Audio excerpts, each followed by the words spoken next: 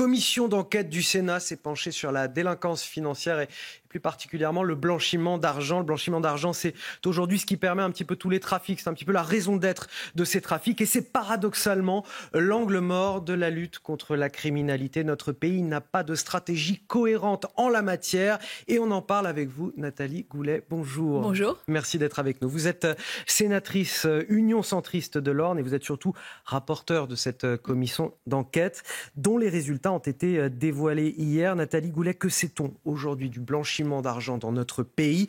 En quelle quantité, par quels moyens? Est-ce qu'on a des éléments là-dessus? Écoutez, on a beaucoup d'éléments parce qu'on a une criminalité organisée qui est pluridisciplinaire. Je voudrais dire qu'on s'inscrit dans la suite de la commission d'enquête qui a été une success story du Sénat sur le narcotrafic. Mais le narcotrafic n'est qu'un élément.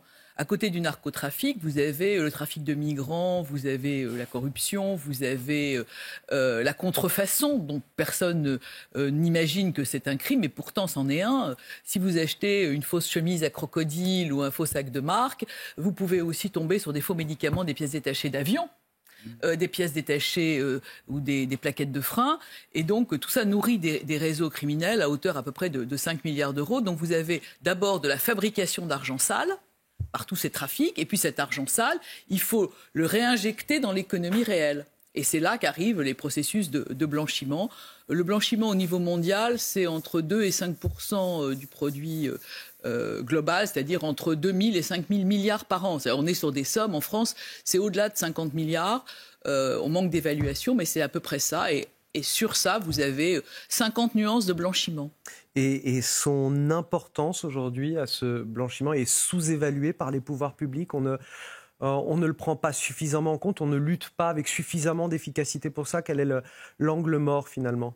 Mais c'est d'abord le saucissonnage des services. Alors à ce moment précis, je veux rendre hommage évidemment aux services de police, justice, douaniers qui font un travail formidable, à nos services de renseignement financier qui font aussi un très bon travail. Mais la question, c'est que cette criminalité est pluridisciplinaire et le blanchiment aussi, il est aussi de basse intensité.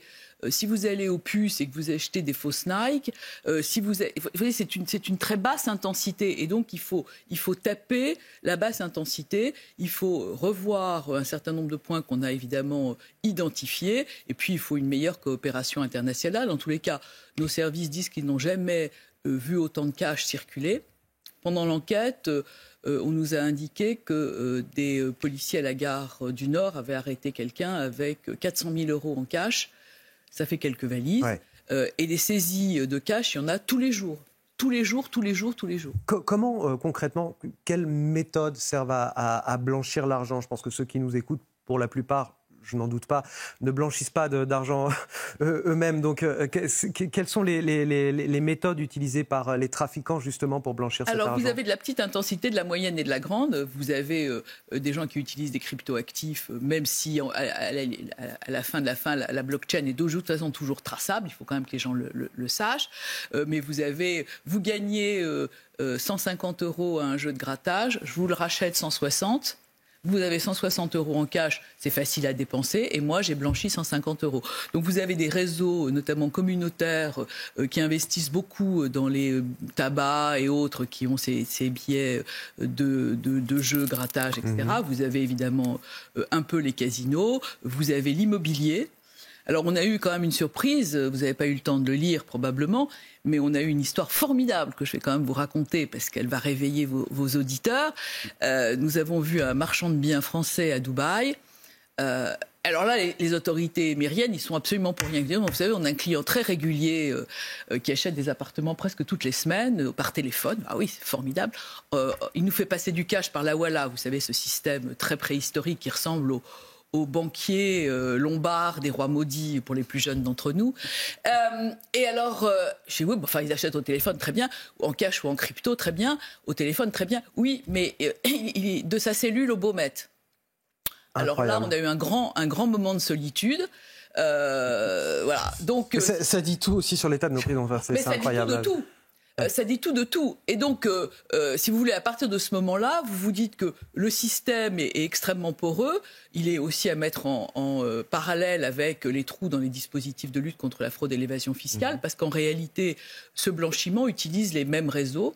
la criminalité organisée. Alors ils trouvent ça formidable qu'on achète parce que finalement on paye trop d'impôts en France, mais il y a aussi le blanchiment de fraude fiscale, ça existe, et il faut lutter contre ça. Donc si vous voulez, on a un certain nombre de dispositifs. Le premier point, c'est de voir cette criminalité en globalité, de rentrer une culture des points du combat financier, c'est-à-dire des études patrimoniales des délinquants, y compris après les jugements, parce que sur cette somme très importante de blanchiment, on n'en récupère que 2%. Et compte tenu de l'état de nos finances publiques, je pense que c'est un sujet qui doit être une priorité. Ouais. Nathalie Goulet, merci beaucoup. Le temps passe vite quand le sujet est intéressant. Merci. Vous êtes, je le rappelle, sénatrice. Vous avez été rapporteure de cette commission d'enquête sur la délinquance financière consacrée notamment au blanchiment d'argent. Merci infiniment d'avoir accepté notre invitation ce matin dans sur cette actualité internationale. C'est effectivement très chargé, effectivement, et on va en